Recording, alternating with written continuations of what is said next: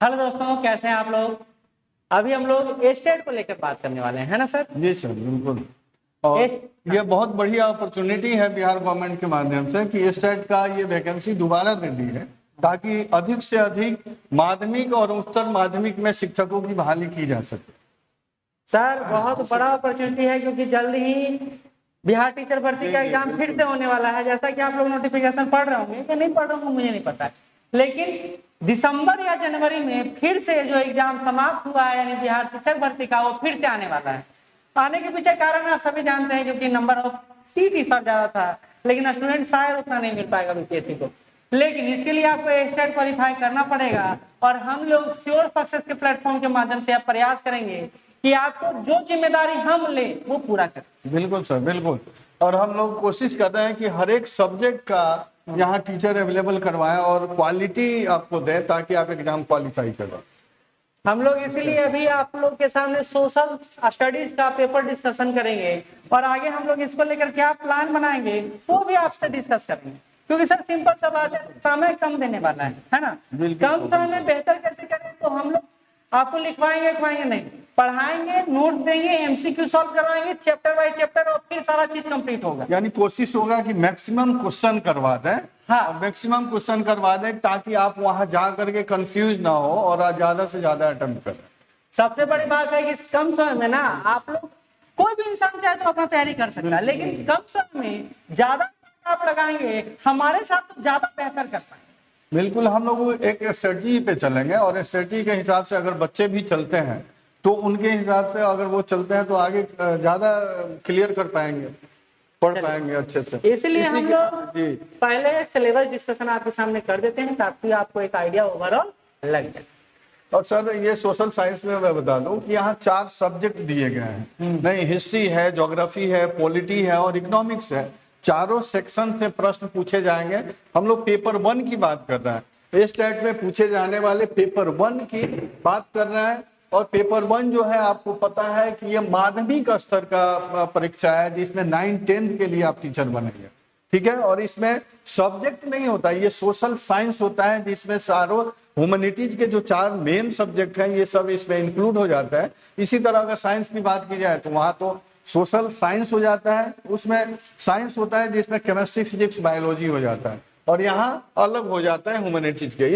इसके सिलेबस की हम लोग चर्चा करेंगे। हम लोग मेनली, अब देखिए एक और चीज है सर, कॉम्बिनेशन सब्जेक्ट। जैसे आपको इतिहास और ज्योग्राफी तो रखना ही है, उसके साथ आपको इकोनॉमिक्स या पॉलिटिक्स। तो बिहार में सर मुझे नहीं लगता है बहुत सारे लोग इकोनॉमिक्स रखते हैं, कुछ ही लोग रखते हैं। जो फॉर्म भरे हैं सर, वो तो कॉम्बिनेशन बना लिए होंगे, क्योंकि उसी के अकॉर्डिंग भी फॉर्म भरना। तो हम लोग आपकी तैयारी में बहुत मददगार हो सकते हैं। जैसे देखिए अभी बात करने वाले हैं हिस्ट्री का, तो हिस्ट्री में जो चैप्टर है उसको अगर आप पढ़िएगा, कंसेप्ट पढ़िएगा, तथ्य पढ़िएगा, क्वेश्चन बनाइएगा, तो मुझे नहीं लगता है कि 3 महीना से कम आपको लगेगा, 2.5 महीना से कम लगेगा।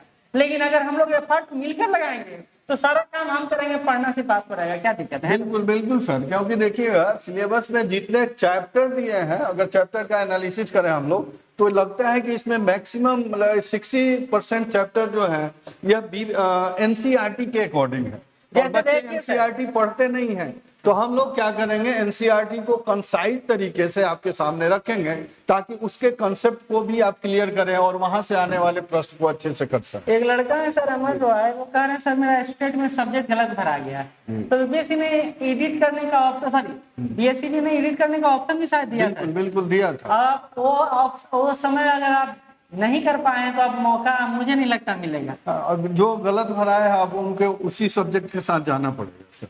मतलब उनको बाद में दिक्कत नहीं नहीं, दिक्कत तो नहीं होगा। अगर मान लीजिए गलत का अर्थ है कॉम्बिनेशन अगर गलत होगा, तब तो प्रॉब्लम हो सकता है।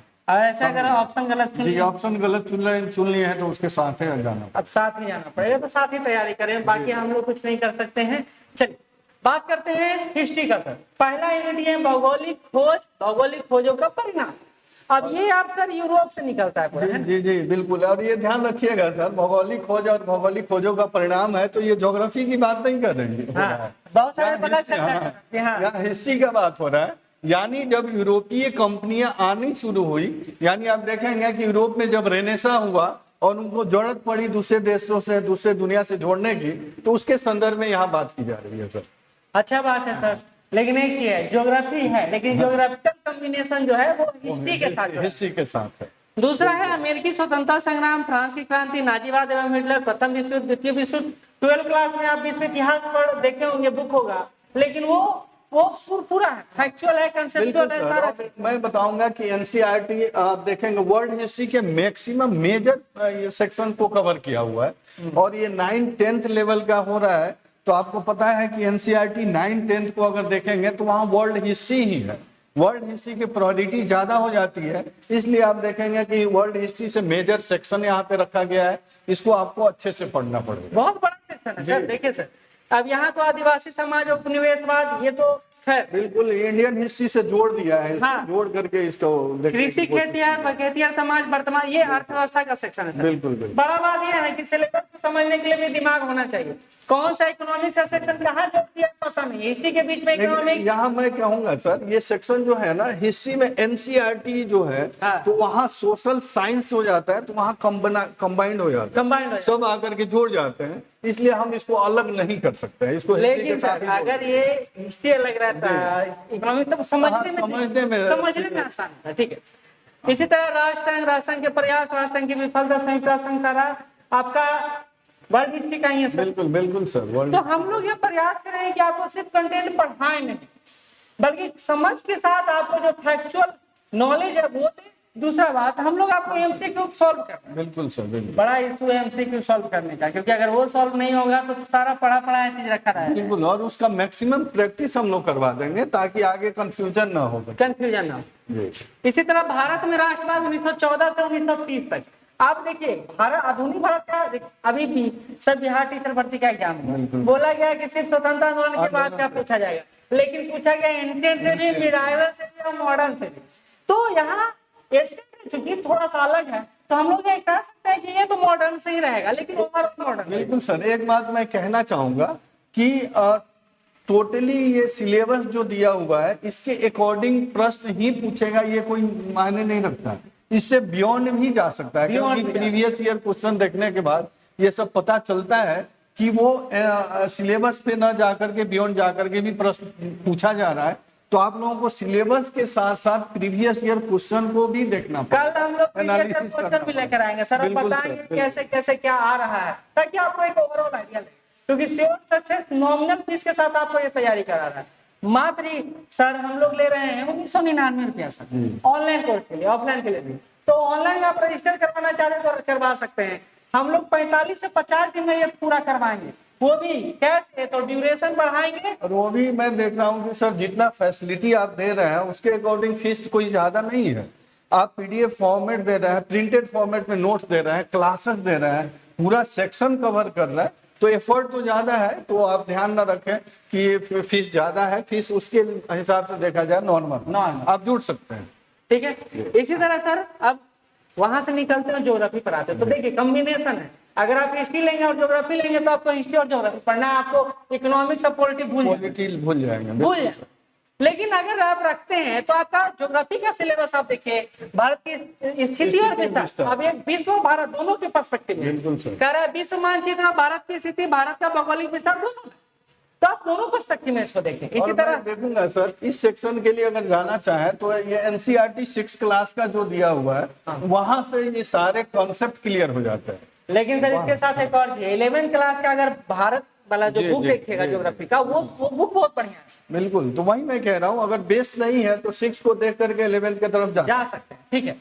अपवाह स्वरूप, अब अपवाह तंत्र, नदियों के बारे में पढ़ना हर कोई पढ़ता है, लेकिन इसमें डिफर कैसे हो जाएगा? डिफर ऐसे हो जाएगा कि आपके पास लिमिट समय है, कंसेप्चुअल चीजें हैं, आपको समझने में जितना टाइम लगेगा हम अपना पढ़ा के आपको क्वेश्चन बनवा देंगे। टाइम कम है, ज्यादा समय नहीं देने वाला है बिहार में। इस बार बिहार में बीएससी भी इस बार जल्द ही एग्जाम लेगा। अब मैं ये नहीं कर रहा हूँ कि 1 महीना 2 महीना 3 महीना। सर देखिए, इस टाइप का हम लोग संभावना लगा रहे थे कि यह दिसंबर तक जाएगा, लेकिन आनंद फानंद में तुरंत आ गई और बहुत शॉर्ट समय दिया गया। और क्या सर, 1 सप्ताह में आप देखेंगे फॉर्म भी भरवा लिया गया, और जैसे कमीशन जितने तेज चल रही है, लग रहा है कि सर दिसंबर के पहले एग्जाम भी ले ले। तो इसको लेकर निश्चिंत रहे, और आप कल के चक्कर में ना पड़े, आज ही सारा कुछ कर ले, है ना सर? इसी तरह जनसंख्या पढ़ना है, प्राकृतिक वनस्पति पढ़ना है, जलवायु पढ़ना है, सब भारत के पर्सपेक्टिव में पढ़ना है। क्या स्पष्ट रूप से दिया हुआ है। इसी तरह पड़ोसी देश की स्थिति और विस्तार। अब देखिए ज्योग्राफिकल भी है, IR भी है, लेकिन यहाँ ज्योग्राफिकल पॉइंट ऑफ व्यू से और बहुत पड़ोसी देश में नेपाल, भूटान, बांग्लादेश, श्रीलंका, पाकिस्तान जो आसपास के आपके हैं, नहीं जाने पहचाने वाले हैं, तो आप इससे एकदम जुड़ सकते हैं, जुड़ना भी चाहिए। जलवायु की विशेषताएं, उद्योग धंधे, खनिज, इन सारे के परिप्रेक्ष्य में, यानी भारत और उसके पड़ोसी देशों के परिप्रेक्ष्य में पूछा जा रहा है। ठीक है। बाकी मानचित्र अध्ययन, मापक, परिभाषा, उपयोगिता, मापक, प्रदर्शन। अब आप उसको 6 में भी देख सकते हैं, और 6 के बाद आगे बढ़ते जाएंगे तो विस्तृत होता चला जाएगा। संसाधन के महत्व देखिए, रिसोर्सेज को लेकर बहुत सारा मटेरियल है। ज्योग्राफी में 12th क्लास में भी दिया हुआ है सर, 10th क्लास में भी दिया हुआ है, तो आपको ये पढ़ने में आसानी होगा। लेकिन नहीं ना है, कितना पढ़ा जाए। बिल्कुल सर, बिल्कुल। माध्यमिक स्तर पर तो सिलेबस ज्यादा है, लेकिन कंसाइज करके पढ़ना पड़ेगा। और इसको जब ये प्रीवियस ईयर देखेंगे क्वेश्चन, तब एनालिसिस करने के बाद उस वहां ज्यादा बेहतर हो पाएगा, है ना। तो ये है ज्योग्राफी का सिलेबस, जिसमें जल संसाधन पढ़ना है, खनिज संसाधन पढ़ना है, वन और वन्य जीव पढ़ना है, शक्ति संसाधन, निर्माण उद्योग, और उसके साथ परिवहन, संचार और व्यापार, और बिहार के प्राकृतिक संसाधन, यानी बिहार को भी जोड़ा गया है। बिहार का तो हर एक सेक्शन में रहेगा सर। यहाँ आप देखिए ज्योग्राफी में जोड़ दिया, लेकिन हिस्ट्री में भी बिहार वाले सेक्शन से प्रश्न पूछे जाते रहे, तो इसलिए आप बिहार को इग्नोर नहीं कर सकते हैं। हाँ, चारों सेक्शन में, बिहार हिस्ट्री हो, बिहार ज्योग्राफी हो, बिहार पॉलिटी हो या बिहार इकोनॉमिक्स हो, यहाँ से प्रश्न पूछे जाते रहे, पूछे जाएंगे, तो उसको भी ध्यान में रखना है। अब आते हैं पॉलिटी पर। पॉलिटी सबसे अच्छा सेक्शन है, और मैं कहता हूँ कि आप कम समय में इसको ज्यादा बेहतर तरीके से तैयारी कर सकते हैं। आप 9 से लेकर 12 तक का आप बुक पढ़ जाएंगे एनसीईआरटी, तो आपका पॉलिटी का सेक्शन अच्छा से बन जाएगा, किसी का भी सेक्शन अच्छा से बन जाएगा। लेकिन वो बुक पढ़ना बड़ा मुश्किल होगा आपके लिए, क्योंकि मैं फिर बोलता हूँ सर, अगर बुक से बच्चे अगर तैयारी करना शुरू कर दे तो 2-3 महीने मिनिमम उनको लगेगा, लेकिन उसके बाद प्रैक्टिस करना, उसके बाद क्वेश्चन बनाना, ये तो टफ हुआ। और उसमें कुछ टर्मिनोलॉजी जो यूज किया है एनसीईआरटी, वो जल्दी समझ में नहीं आता है। और शब्द भी सर, बिल्कुल सर, बिल्कुल वही सब टर्मिनोलॉजी, शब्दावली की मैं बात कर रहा हूँ। जब तक आप सीनियर से और टीचर से संपर्क नहीं करेंगे, तो वो समझने में प्रॉब्लम होता है। और देखा गया है कमीशन और ये स्टेट का जो एग्जाम होता है, टर्मिनोलॉजी से ही प्रश्न रख लिया जाता है। बिल्कुल बिल्कुल सर। जैसे आज जो एग्जाम हुआ, इसमें मैं एग्जाम्पल दूंगा। जैसे लोकतंत्र की परिभाषा पूछ लिया गया, नहीं, लोकतंत्र की परिभाषा किसने दिया है? लोकतंत्र जनता का, जनता के लिए, जनता के द्वारा किसने दिया है? पूछ लिया गया। अब अब्राहम लिंकन नहीं पता है। बहुत बच्चे कंफ्यूजन में उसको गलत मान दिए। यही बात कर रहा हूँ कि ये पढ़ना और क्वेश्चन बनाना बहुत अंतर है। हम लोग सिर्फ पढ़ाने का गारंटी नहीं ले रहे, आपको क्वेश्चन बनवाने का गारंटी ले रहे हैं। वही आप इसके साथ, पॉलिटी के साथ, समकालीन विश्व में लोकतंत्र का व्यापक अर्थ, भारतीय संविधान निर्माण, संविधान की विशेषताएं, चुनावी राजनीति, भारत में चुनाव प्रणाली, निर्वाचन क्षेत्र, मतदाता सूची, चुनाव अभियान, मतदान और परिणाम, मतगणना, ये सारा चीज। संसदीय लोकतंत्र की संस्थाएं, जो संस्थाएं हैं, जैसे संस्थाओं की बात कर ले तो संसदीय लोकतंत्र निर्णय लेने वाली संस्थाएं कौन सी हैं? संसद है, राष्ट्रपति है, प्रधानमंत्री है, उच्चतम न्यायालय है, ये संस्थाएं, सारे को पढ़ना। लेकिन यहाँ देखिएगा सर, जैसे लोकतंत्र को ज्यादा फोकस किया गया है इनके सिलेबस में। लोकतंत्र से ही तो हम चल रहे हैं, और हम चल रहे हैं, वही बात है, ये हम लोग एग्जाम्पल प्रस्तुत कर रहे हैं विश्व में। बिल्कुल, तो वो ज्यादा लोकतंत्र को चलाने के लिए लोकतांत्रिक अधिकार चाहिए, और उसके लिए मौलिक अधिकार, अधिकारों का बढ़ता दायरा, मानवाधिकार, सूचना का अधिकार, ये सारा आर्टिकल भी आपको पढ़ना है। और ये बहुत विस्तृत है, ऐसा नहीं कि बहुत कंसाइज है। नहीं, बहुत विस्तृत। आप हर टॉपिक अगर तैयार करने लगेगा तो बहुत टाइम लगेगा सर। इसके लिए तो 9th क्लास में देखा जाए, 2 सेक्शन में लोकतंत्र का बुक्स लगा हुआ है एनसीईआरटी, लोकतंत्र 1, लोकतंत्र 2, वहाँ बहुत विस्तृत एनालिसिस किया हुआ है। तो सर उसी को आधार बनाकर सिलेबस भी तैयार किया गया है। इस तरह सत्ता की साझेदारी में लिंग भेद और संप्रदाय की भेद, आजकल संप्रदाय की हिंसा लगातार सुन रहे हैं। यूपी में एक बच्चे को मार दिया गया, वहां सांप्रदायिकता की बात होने लगी। खैर बहुत सारी बात है। तो यहाँ पर भी है सत्ता की साझेदारी में आपका राजनीतिक दल आ गया सर, राजनीतिक दल की भूमिका आ गया, दबाव समूह आ गया, हित समूह आ गया, कई सारी चीजें जो आपको यहाँ पर पढ़ने को मिलेगा। लोकतंत्र की उपलब्धियां क्या रही, लोकतंत्र की चुनौतियां क्या है, तो कई सारे एस्पेक्ट है। लेकिन एक बात आप समझिएगा सर, ये सारा कंसेप्चुअल पार्ट हमको ज्यादा लगे। बिल्कुल सर, है ही कंसेप्चुअल पार्ट है। क्योंकि आप देखिएगा एनसीईआरटी हो या एससीईआरटी हो, वहां पे कॉन्सेप्ट को फोकस किया गया है। तो जब तक कॉन्सेप्ट क्लियर नहीं होगा तो वो फैक्ट जो है रटना पड़ेगा सर। एक बात कॉन्सेप्ट क्लियर करेंगे तो फैक्ट क्या है, कनेक्ट हो पाए। आप लोग सोच रहे होंगे 9-10 है आसान आ जाएगा, तो फिर से याद दिला दो सर, 1 से 5 का एग्जाम जो वो होगा दिखा दिया। वो ज्यादा था 9-10 के एग्जाम के अपेक्षा, मान जाएंगे नहीं सर? बिल्कुल मानता हूँ। तो ऐसा कोई भी मनोदशा आपके पास ना हो जिसमें आप सोच रहे हो कि नहीं ऐसे आराम से हो जाएगा, आराम से मुझे लगता है सर जो अभी एग्जाम हुआ है इससे सीख लेना चाहिए बच्चों को, बिल्कुल। क्योंकि आने वाला समय जो है एग्जाम कैसे उसका नेचर बदल रहा है, और नेचर बदल रहा है तो अपने स्ट्रेटजी को भी बदलना पड़ेगा, अपने पढ़ाई के ढंग को भी बदलना पड़ेगा, तभी आप क्वालिफाई कर पाएंगे और एक कॉम्पिटिटिव के दौड़ को आप फेस कर पाएंगे। तो हम लोग छोटा सा ये सिलेबस डिस्कशन कर रहे थे, बाकी टीचिंग एप्टीट्यूड का एक स्पेशल ही क्लास हम लोग लेंगे। बिल्कुल, तो उसके लिए अभी तक तैयार है। बस सिर्फ कहना इतना है कि अगर आप क्लास से जुड़ना चाहते हैं तो श्योर सक्सेस टीम आपके लिए क्लासेस लेकर आया है, वो भी मिनिमम फीस के साथ। आप जुड़िए, संपर्क करिए, नीचे नंबर चल रहा होगा, उस नंबर पे कॉल कर सकते हैं, व्हाट्सअप कर सकते हैं। हमारा समय सुबह 9 बजे से शाम 7 बजे तक है। बिल्कुल सर। और जाते जाते सर एक छोटा सा इंफॉर्मेशन जो हम लोग देना चाहते हैं कि हम लोग आपकी पढ़ाई के साथ कोई कॉम्प्रोमाइज नहीं करने वाले। बिल्कुल सर, बिल्कुल क्वालिटी के साथ कॉम्प्रोमाइज नहीं करेंगे, और क्वालिटी वैसा होगा कि आप एग्जाम में जाए तो आपको कंफ्यूजन ना हो और किसी तरह का प्रॉब्लम फेस ना करना। ना कर। तो इसी के साथ ये वीडियो यहीं समाप्त करते हैं। आशा करते हैं कि आप हम पर यकीन करेंगे और हमारे साथ आगे बढ़ेंगे। बिल्कुल धन्यवाद। सर।